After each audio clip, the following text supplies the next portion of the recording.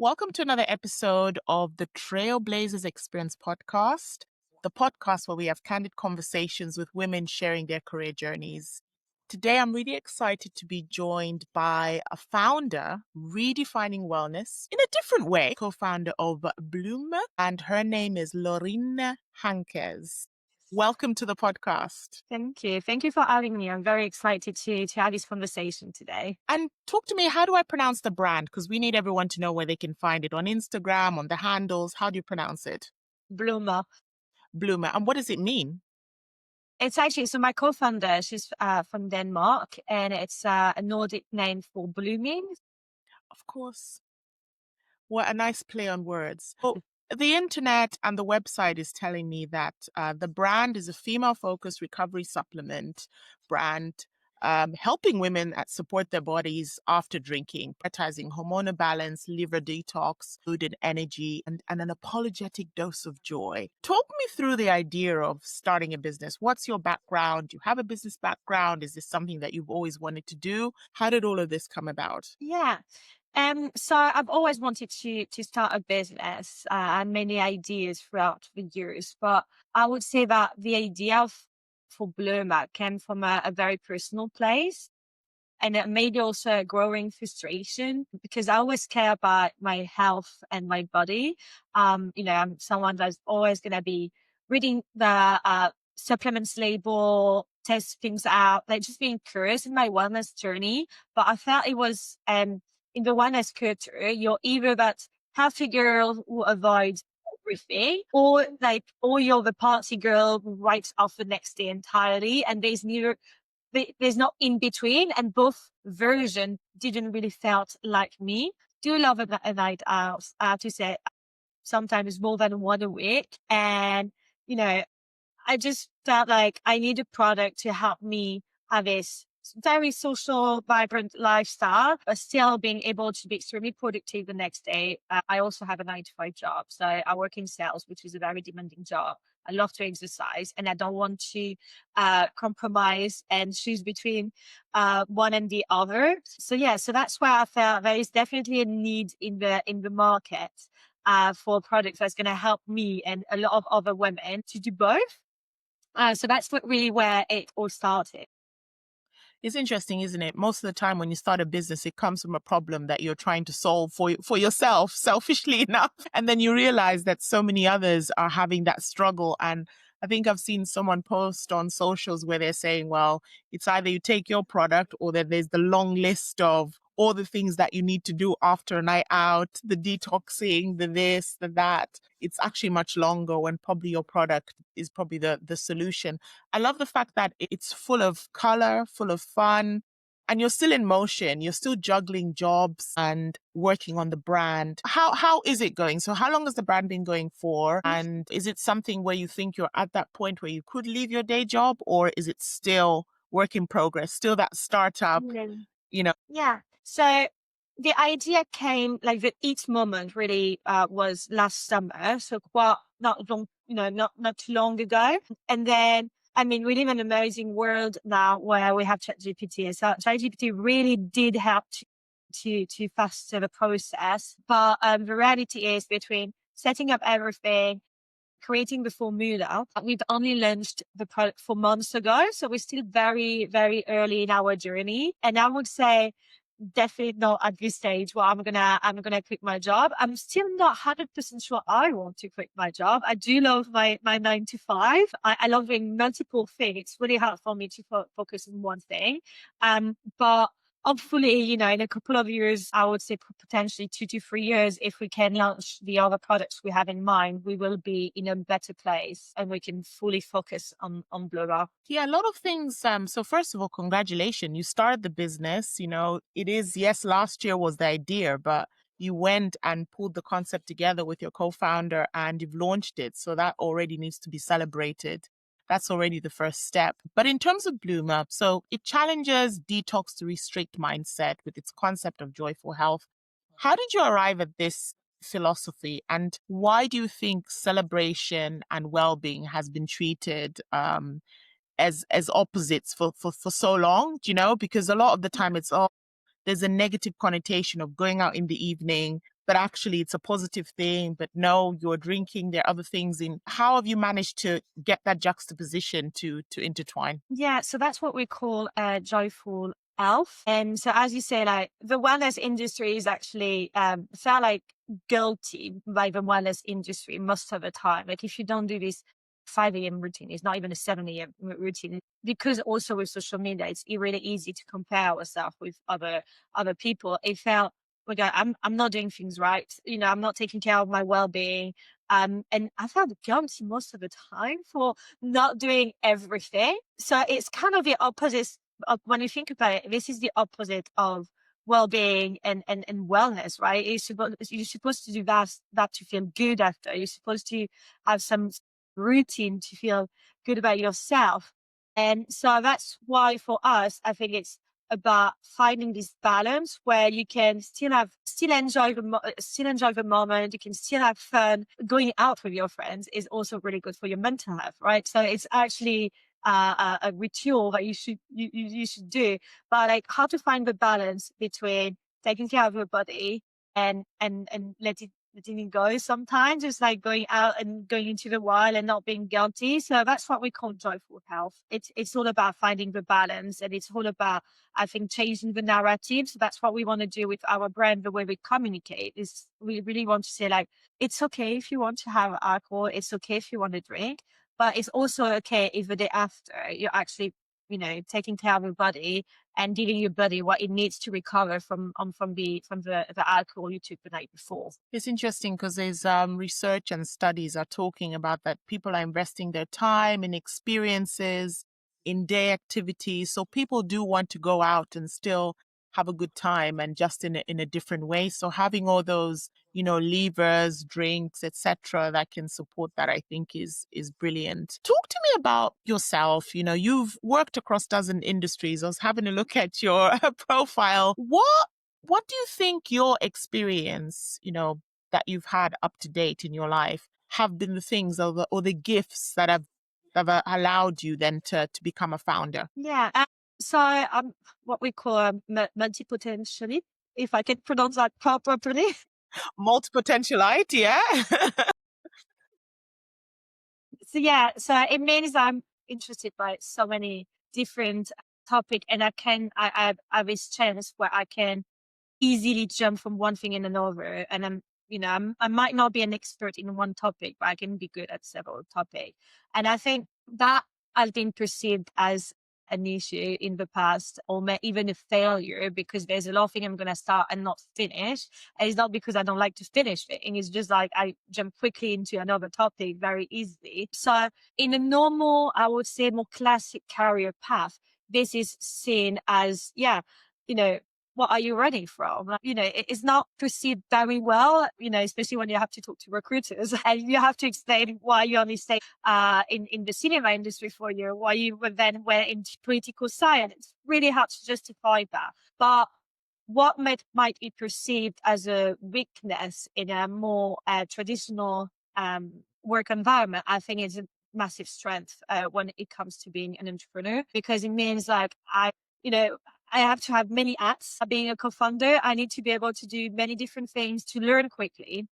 And it definitely helped me to be more agile and to adapt quickly. Even the way I'm used to communicate to different people from different backgrounds, from different industry. And I think this is a big strength in this new journey. Yeah, it's interesting, isn't it? Because in the founder journey, you are having to, like you said, wear many hats and do different things. With your co-founder, what do you think are your strengths within this business at the moment? So where do you Yeah. shine? Yeah. And so we work really well together. I think like that's where I always see us being the most successful. It's always a bit tricky when you start a business with one of your best friends. Like I had a lot of other friends warning me that it could just ruin our friendship. So I was a bit like scared of doing this, but in the end, it works out really well. So what she does, I literally just can't do it or don't really want to do it, and vice versa. So I'm very much more in charge of product development. I love coming with new product ideas and then handling the research for that. But I'm also really focusing on networking and sales really. So that's my main focus of area. It's true, isn't it? Starting a business with a friend is how do you keep each other accountable? Because I'm sure there are lots of people listening who have their best friend or a really good friend where they're thinking, actually, from a personal perspective, we gel well, everything's great, we're really open and honest. And also from a professional perspective, these are the top skill sets. How do you navigate that? Have you both agreed what each of you are good at, or do you have moments where you have to say, right, I'm going to be honest, and then we have to make a decision? How are you navigating that for our listeners? Yeah. So from the start, we made a contract. I think that's the first thing ever. So I live in London. She's based in Barcelona. So we don't get the chance to see each other that often. So communication is really essential. But from the start, we decided, okay, let's meet for 2 weeks. Let's sit down and agree on whatever we can think about, because obviously we couldn't think about everything the first few weeks. And then we decided, where do you think you will be the most successful? Where do you think, it's going to be your strength? Really hard. We never did this before. And obviously, like thinking, am I going to be good at managing our e-commerce? It's a lot of gambling to think, knowing yourself and trying to think where you're going to be the most useful. But yeah, so we did sit down and we did agree on the base, and we agreed on writing this down and signing the contract. And then it's a lot of adjustment and a lot of communication. Just like, for instance, like taking vacation, right? Like we're taking a week off, like in July or in August. Like if I do that, are you comfortable with me? Like, what do I need to do in the meantime? Like you have to put me up to speed. Like I need to be able to manage your tasks while you're away. So I think it's first and foremost for everyone out there doing a business, whether it's a friend, family member, or anyone. So start with a contract and then keep communicating, even if sometimes it's very uncomfortable to have this kind of conversation with one of your best friends. You don't really want to say to your own praise when you're dissatisfied with whatever they've been doing. So imagine doing that with one of your best friends. It's very uncomfortable. So yeah, just try to push through, and then I guess it just needs time to adjust and to find the right way of communicating. That. So laying the ground rules from the beginning, this is what we're going to do. So it's all written down. So at least even when you're having those moments of disagreements, or at least you've got something to come back to. Whereas if nothing's written down, it's all assumptions, isn't it? And communication can fail and misunderstanding. So getting that all written down, that's a really good, tip if we're sharing with our audience there. Really good. And very mature as well. I mean, to do that. I just had a lot of example, I think, around the people I know where they lost their friendship over this kind of stories, and it just heartbreaking. It's just very sad. It's not I love worth it, isn't it? Yeah. Yeah, I love what we're building, but it would meant less if a business was successful, but not our friendship at the end of the journey. Talk to me about your core values. So it feels like there's a lot of core values and ethics that have probably been instilled within you through growing up. How do those shine through in everything that you're doing now on a personal and professional level, especially as a co-founder? Yeah. So maybe going back a bit about this idea of joyful, I think I want to, don't know if we can say it's values, but having fun with what you're doing and just bringing good energy has to be really essential. I wouldn't see myself doing a business for the sake of doing a business. And if I was not having fun along the way, this idea of joy is very deeply rooted in my day to day, joy and pleasure for sure. And then just openness. I think me and my co-founder Trish, we're very, very open-minded. It's really important for us to connect to people. And I think that's what we enjoy the most about our current day to day is how many people we've been meeting, whether it's through networking events, through, our community that we're building.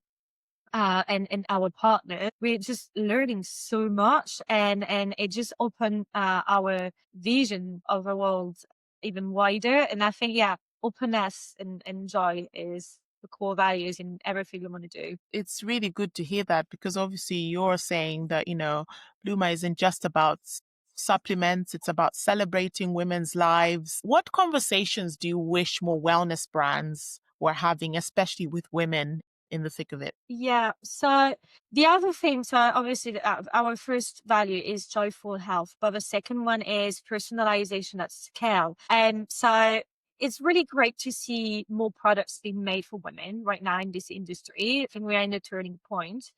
Even so, we've still been shocked a few times because when you were researching manufacturing companies, we saw so many of these companies offering white label products, just putting a nice pink label, pink packaging, and just calling it like a made for women product, which is not, first of all, generic, but also can be very harmful for women's body.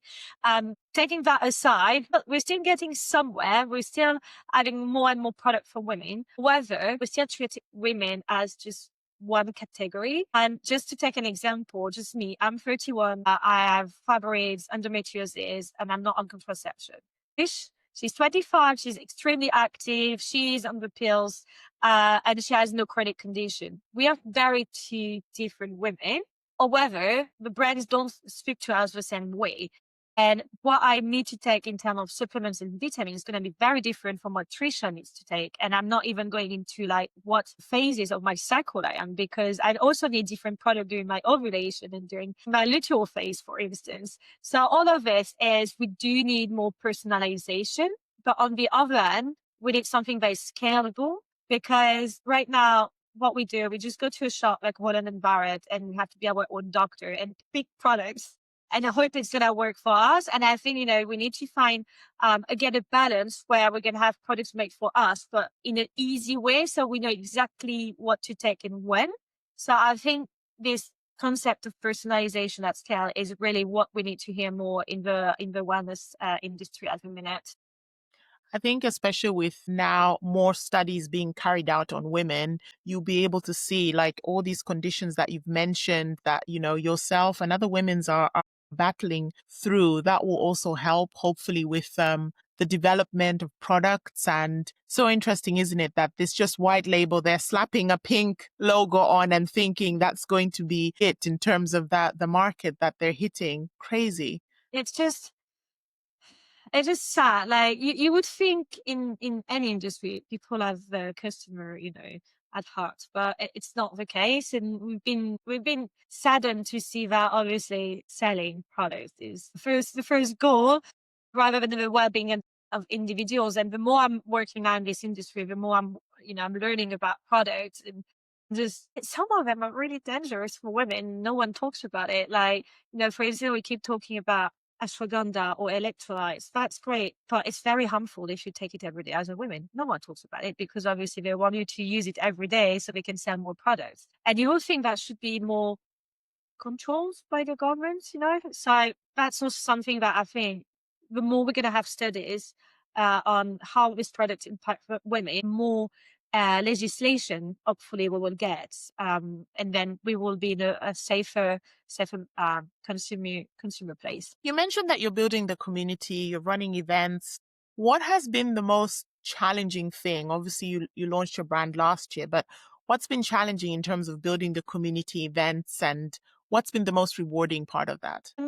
So one other good thing is I do live in London, and you have a lot of community. I don't know if you're familiar with the app Click, but it's like really easy to just Yes. go there and find community that match what you're looking for out there. So in a way, there is a lot of community, and it's kind of easy to reach out to them and try to do co-host events. But it's also, I think, really hard nowadays to, there are so many options as well. There are so many community out there, and I think people are overwhelmed by all the options that have in big cities, especially, and by all these events now that are being organized by brands or by community. And just me, when I go on my Instagram, I think I get an ad for a new community event at least 3-4 times a day. So I think the main challenge is how to stand out, how to be different, because you have so many people, consumers already have so many options, and you really need to stand out and you really need to offer something a bit different. We're still very early on.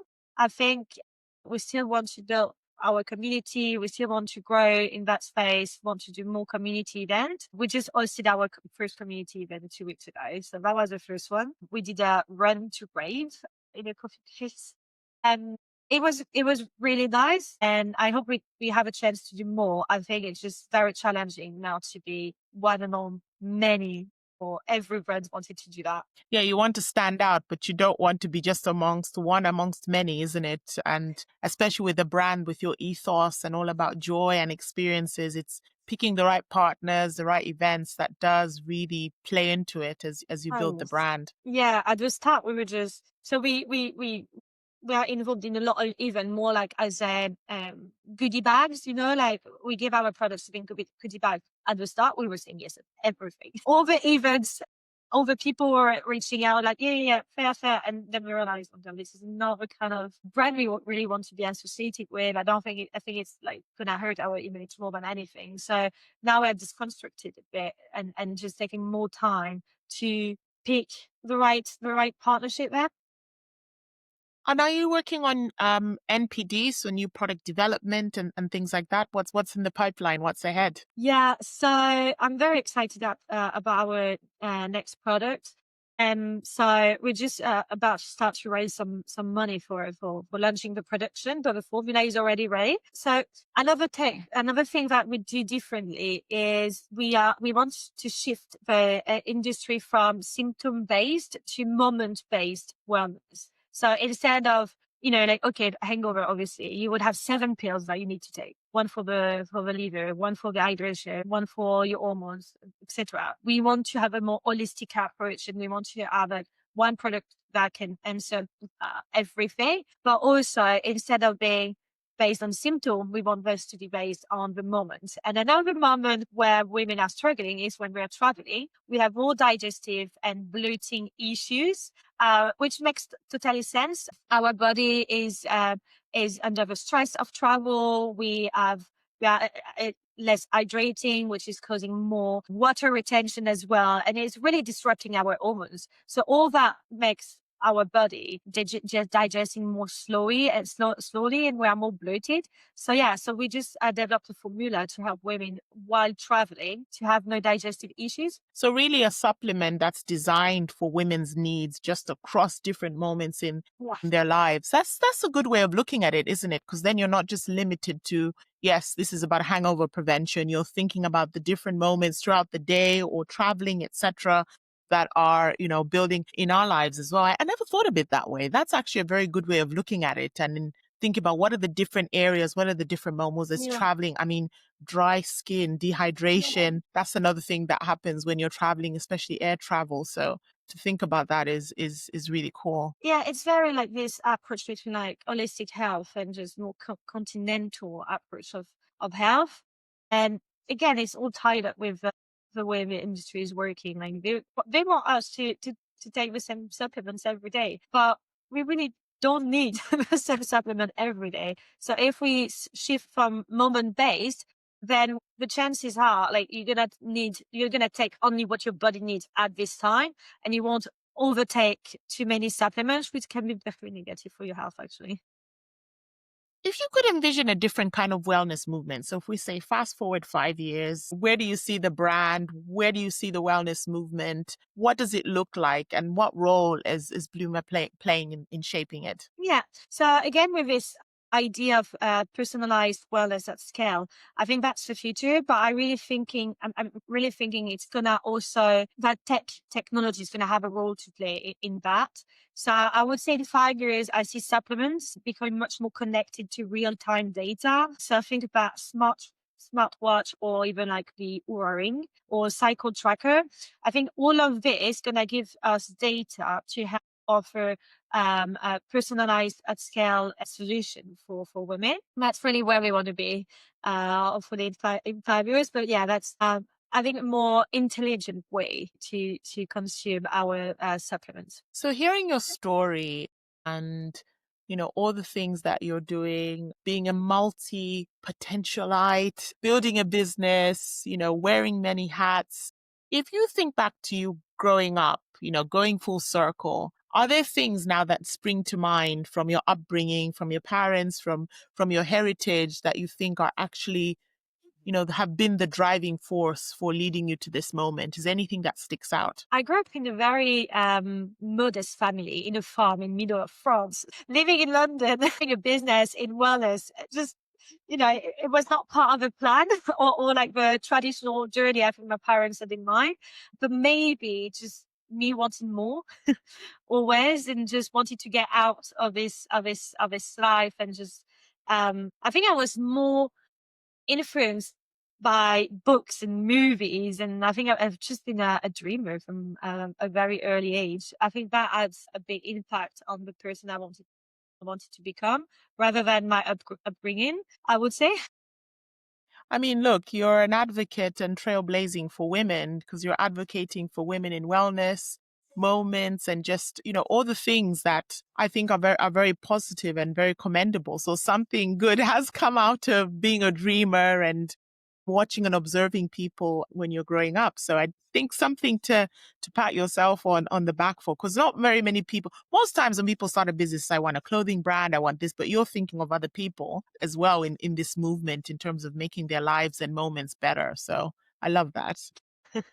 We're coming full circle. So to the end of the podcast, where I always ask our guests to leave 3 trailblazer tips, something powerful, honest, encouraging for the audience. So if you were to tell your younger self 3 things, what would they be? I don't know if it would be, oh gosh, 3 things. I only thought that one. If it's, come on, go for it. I mean, one is enough, isn't it? It's a piece of advice. Actually, this tattooed, it's a bit of my mantra, but I have this sentence. It's from a book. I don't even remember the book, but I do remember this sentence and I live by it all the time. It's, if you're scared of a wolf, you will never step into the forest and pick strawberries. So I think being scared is okay. Fear is part of the process, but I feel like don't let it stop you from going after what you want, because I think that the thing that you're scared of is half as dangerous as the life you missed by not trying. So that's the thing I always remember. It's okay to be scared, but if you really want the strawberries, if you really want to be where you want to be, just, push her in. It's the reward is definitely worth it. I mean, that's more than enough. That's brilliant and great to hear. Laurine, thank you so much for showing up, not as the finished story. A lot of the time, it's good to hear a founder who's in motion, who's taken the plunge, who's actually now in that phase. And I will definitely be following your journey to see where this all goes. Can you tell the audience where they can find you on the socials, where they can buy the product? Yeah, for sure. So on social, it's at We Are Bloma, and same for our website, it's We Are Bloma. Right now, we're selling only on our website, but hopefully very soon in some stores. Brilliant. And on Instagram, they can also find out when the next events and how to join the community. Yes, it's all on there. Yeah, it's all in there. Awesome. Thank you so much. Well, for the audience, this has been the Thank you. Trailblazers Experience Podcast. You know where to find us. Follow, like, share, subscribe. Also follow my guest and try the products. And until next time, thank you very much.